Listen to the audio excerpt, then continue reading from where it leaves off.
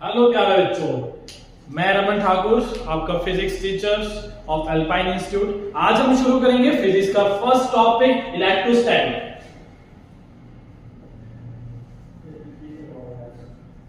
Electrostatic दो word से मिलकर बना है। First one is electro. Electro means electron and static का मतलब तो सभी को पता है कि स्टैटिक होता क्या है। इलेक्ट्रॉन का जो मतलब होता है, electron is a charge and static मतलब रेस्ट। जब हम चार्ज को स्टडी करते हैं रेस्ट, उसको हम नाम देते हैं इलेक्ट्रोस्टैटिक। तो सबसे पहले हम पढ़ेंगे चार्ज करेंगे, चार्ज होता है, व्हाट इज चार्ज। चार्ज को पढ़ने से पहले हमें एटम की फंडामेंटल प्रॉपर्टी के बारे में, फंडामेंटल एलिमेंट्स के बारे में पढ़ना पड़ेगा। तो सबसे पहले हमारे पास एटम के अंदर क्या क्या होता है, proton, neutron and electron. Proton is a positively charge जो न्यूक्लियस के अंदर होता है। उसके अंदर कितना चार्ज होता है, 1.6 into 10⁻⁹ कूलम। एंड जो आपके पास न्यूट्रॉन है, it is neutral, no charge, zero charge. जो इलेक्ट्रॉन होता है, इलेक्ट्रॉन के अंदर जो चार्ज होता है -1.6 into 10⁻⁹ coulomb. What is a coulomb? Coulomb is the unit of charge. Coulomb आपका यूनिट है किसका, चार्ज। तो ये चार्ज एक्चुअल में है क्या? हमने तो अभी सिर्फ किसकी बात की, इलेक्ट्रॉन और न्यूट्रॉन की बात। किसी बॉडी, फॉर एग्जांपल हमारे पास ये पेन, क्या पेन के अंदर कोई चार्ज है? तो पेन के अंदर अभी कोई भी चार्ज नहीं है। Pen is a neutral body. कोई भी बॉडी न्यूट्रल कब होती है, जब number of proton and number of electron दोनों क्या हो जाते हैं, इक्वल हो जाते हैं। जब number of proton and number of electron दोनों इक्वल होंगे, इट मींस आपकी बॉडी क्या है, न्यूट्रल। तो चार्ज किसकी वजह से बॉडी पे आया, अगर आपकी बॉडी में इलेक्ट्रॉन का क्या हो रहा है, इलेक्ट्रॉन या लूज हो रहा है या इलेक्ट्रॉन गेन हो रहा है। किसी भी बॉडी में अगर आपका इलेक्ट्रॉन लूज होता है या इलेक्ट्रॉन गेन होता है, तभी बॉडी क्या होती है, चार्ज होती है। फॉर एग्जांपल हमारे पास एक एटम है जिसके अंदर 5 इलेक्ट्रॉन है एंड 5 क्या है आपके पास, प्रोटॉन है। Number of electron and number of proton दोनों क्या है, इक्वल है। अगर मैं इस एटम से एक इलेक्ट्रॉन को रिमूव कराऊं तो आपके पास इलेक्ट्रॉन कितने रहेंगे, 4 इलेक्ट्रॉन एंड 5 प्रोटॉन। तो आपके एटम पे क्या चार्ज आएगा, आपके एटम पे आएगा पॉजिटिव चार्ज, क्योंकि प्रोटॉन क्या है, ज्यादा है। दोनों पे इलेक्ट्रॉन और प्रोटॉन दोनों पे चार्ज क्या है, सेम है, सिमिलर चार्ज है। इलेक्ट्रॉन में नेगेटिव है और प्रोटॉन में क्या है, पॉजिटिव चार्ज है। इसी को हम क्या बोलते हैं, एलिमेंट्री चार्ज हम इसको बोलते हैं। ठीक है, तो चार्ज की हम डेफिनेशन की बात करते हैं। What is charge? चार्ज क्या हो, it is a fundamental property of a material, it's the intrinsic property of material. एक मटेरियल की अपनी प्रॉपर्टी है जो लूज और गेन ऑफ इलेक्ट्रॉन की वजह से किसी बॉडी पे आ रहा है। क्लियर इतनी बात? अब हम चार्ज के बाद नेक्स्ट टॉपिक की प्रॉपर्टी के बारे में बात करते हैं। अगर हमारे पास for example 5 coulomb charge and 3 coulomb charge, अगर हम इन दोनों चार्ज को ऐड करने की कोशिश करेंगे तो हम कैसे ऐड करेंगे इसको, सिंपल अलजेब्रा से ऐड करेंगे और इसकी जो वैल्यू आएगी वो कितनी आएगी, 8 कूलम। दूसरी important property, quantization of charge.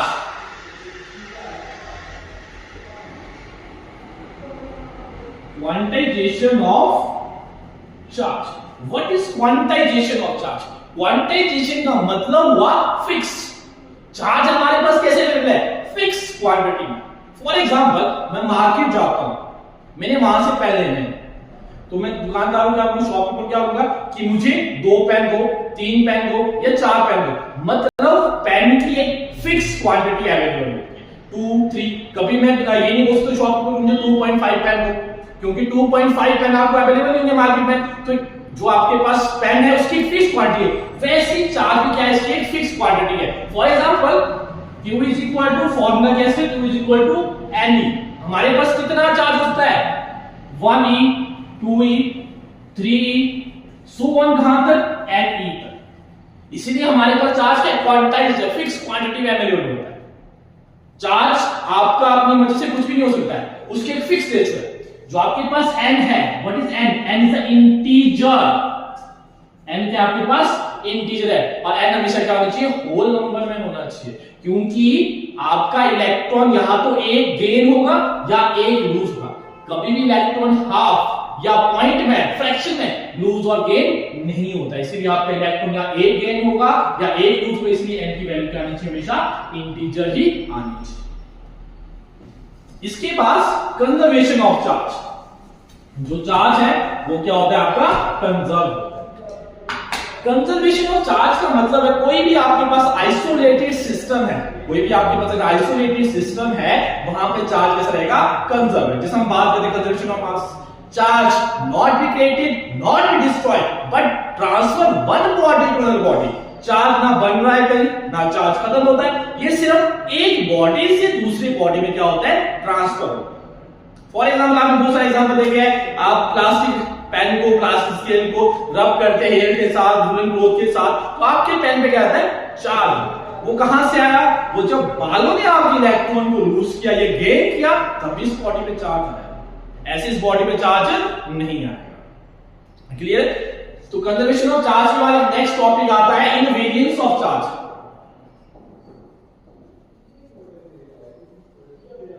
Invariance of charge का मतलब है, इनवेरियंस ऑफ चार्ज का मतलब होता है चार्ज आपका वेरी नहीं करता है, चार्ज की वैल्यू चेंज नहीं होती, किसके साथ, स्पीड के साथ। जैसे हम बात करते हैं कि मास की वैल्यू क्या होती है, चेंज होती है, किसके साथ, स्पीड के साथ।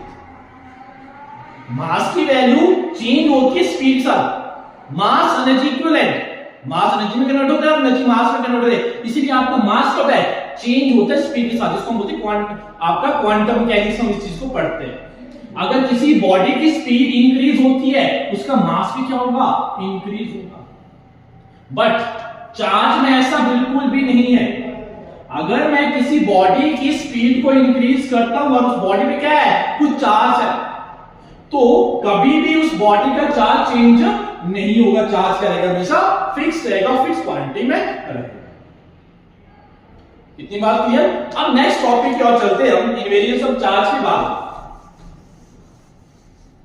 आपके पास आता है method of charging. Method of charge, method of charging का मतलब है हम किसी बॉडी को चार्ज कैसे कर सकते हैं। फॉर एग्जाम्पल मैंने पेन को चार्ज करना है, मैं पेन को कैसे चार्ज कर सकता हूं, किसी भी बॉडी को मैंने अगर चार्ज करना है तो मैं किन मेथड से इनको चार्ज कर सकता हूं। फर्स्ट मेथड इज रबिंग, या जिसको हम बोलते हैं frictional, friction.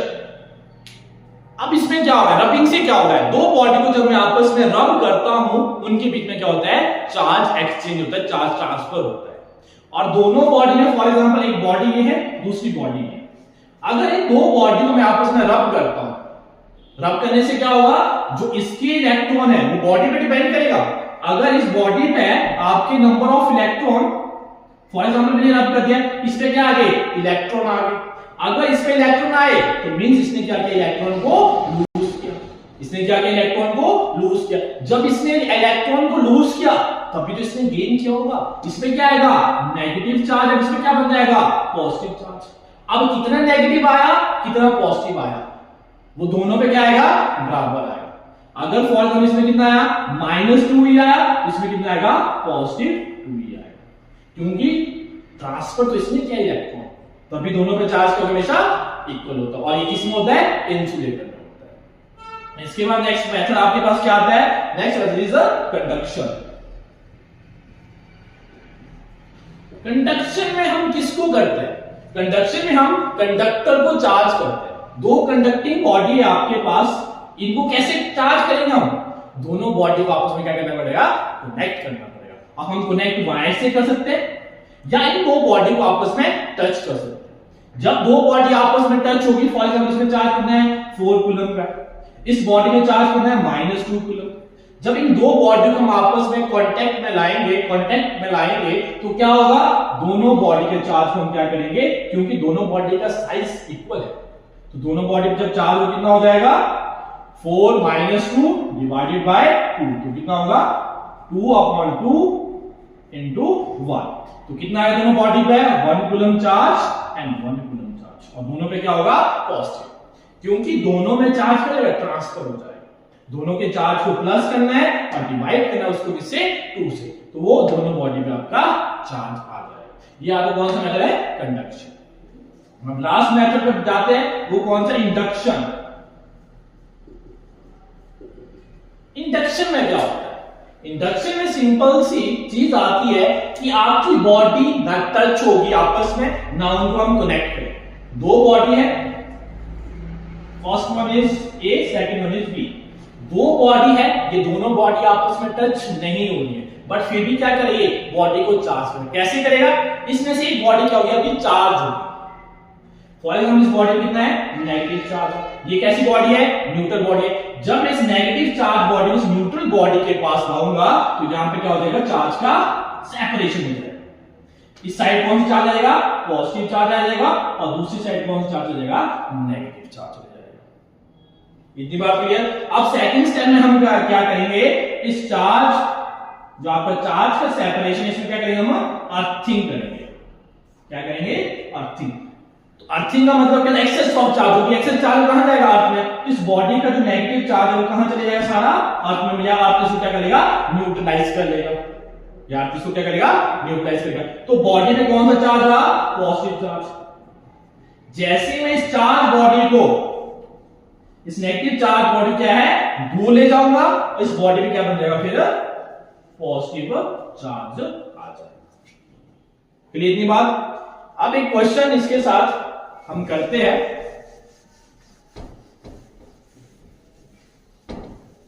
Quantization of charge से एक क्वेश्चन आपके प्रीवियस पेपर में आया है नीट के। उसमें क्वेश्चन पूछा गया था कि आपका जो 2 × 10⁻⁻8 कूलम, 2 × 10⁻18 कूलम जो चार्ज है, क्या ये चार्ज एग्जिस्ट करता है? क्या इसकी एग्जिस्टेंस है? तो ये हम कहां से करेंगे? ये हमें करना पड़ेगा क्वांटाइजेशन ऑफ चार्ज से। Q = Ne। क्लियर? हमारे पास चार्ज कितना दिया है? 2 × 10⁻⁻18 N हमने निकालना है। नंबर ऑफ इलेक्ट्रॉन की वैल्यू हमने फाइंड करनी है, और E is the elementary charge, जिसकी वैल्यू हमें पता कितनी होती है? 1.6 × 10⁻⁹ तो N की वैल्यू कितनी आएगी हमारे पास? 2 × 10⁻18 डिवाइडेड बाय 1.6 × 10⁻⁻19। तो 2 × 10 सबसे पहले जब भी हम न्यूमेरिकल को सॉल्व करते हैं तो सबसे पहले पावर को सॉल्व किया जाता है। हमारे पास यहाँ पावर है 10⁻19 और ऊपर जाके क्या हो जाएगी? पॉजिटिव हो जाएगी। तो हमारे पास आएगा, और यहां से एक पॉइंट हट जाएगा तो कितना आएगा? 20 डिवाइडेड बाय 16 × 10⁻, हमारे पास 1 आ जाएगा। तो हमारे पास लास्ट में कितना आया? 200 डिवाइडेड बाय 16। तो ये कितने से कटता है? 16 × 16 12, और आपके पास 12.5 आपके पास क्या आता है? आंसर आता है। इट मींस जो आपके पास आंसर है वो कितना है? 12.5। 12.5 का मतलब है जो आपके पास आंसर आ रहा है ये होल नंबर पे नहीं आ रहा है। इट मींस ये चार्ज आपका एग्जिस्ट नहीं करता है। क्लियर? बच्चों आपके लिए क्वेश्चन है, the speed of charge body is decreasing and find the specific charge. आपने इस क्वेश्चन का आंसर कमेंट बॉक्स में दे देना है। Thank you and